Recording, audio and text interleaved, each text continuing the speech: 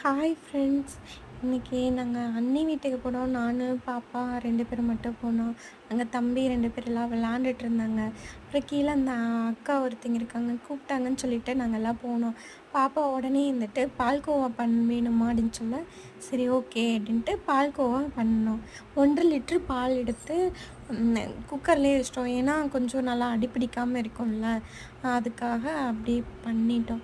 அப்புறம் அவங்க இருந்துட்டு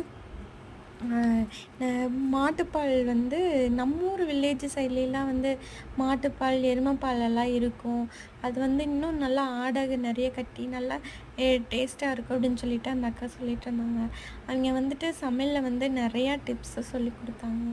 அதுலேயும் வந்துட்டு இந்த பொங்கல்லாம் பண்ணும்போது நம்ம நல்லா பண்ணி முடித்த உடனே குக்கரை வச்சு மூடிடும். அப்படி பண்ணாமல் நல்லா கொதி பிடிச்சதுக்கப்புறம் ஒரு டம்ளர் பச்சை தண்ணி உள்ளே ஊற்றி குக்கர் போட்டு மூடி போட்டு மூடிட்டா அது வந்து கெட்டியாகாமல் இருக்கும், நல்லாயிருக்கும் அப்படிங்கிற மாதிரி சொன்னாங்க. அதுக்குள்ளே அப்புறம் இங்கிட்டு பால் நல்லா சுண்டி கம்மியாகிட்டுருக்குது. நீங்களே அதை பார்த்துட்ருக்கீங்க.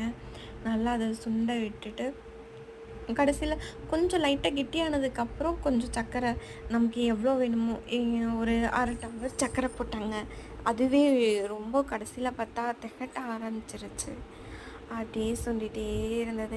எல்லாத்தையும் அப்போ பண்ணிகிட்டே இருக்கும்போது நாங்களும் அப்படியே அண்ணி நாங்கள் எல்லாம் நான் சமையல் டிப்ஸ் சொல்லி கொடுத்துட்ருந்தாங்க. அதெல்லாம் கேட்டுட்டு அப்படியே உட்காந்துருந்தோம்.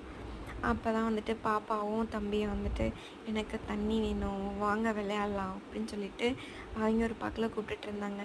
இல்லை பால்கோவா வேணுமா வேண்டாமான்னு கேட்க, சரி ஓகேம்மா நீங்கள் பால்கோவா பண்ணி கொடுங்க, அப்புறம் விளையாடலாம் அப்படின்னு சொன்னாங்க குட்டீஸ்களும்.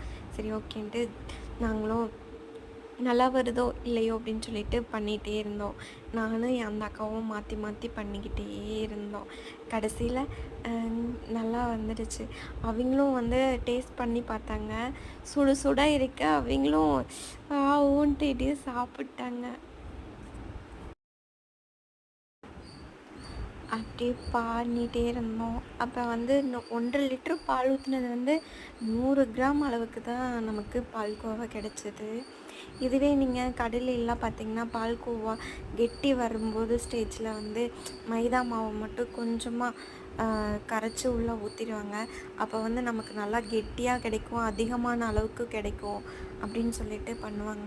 அது ஒரு விதமாக டேஸ்ட்டாக இருக்கும். இதில் வந்து எதுவுமே கலக்காமல் வந்துட்டு சர்க்கரை, பால் மட்டும் போட்டு பண்ணது நல்லா இருந்துச்சு. நீங்களும் வேணால் ட்ரை பண்ணி பாருங்கள்.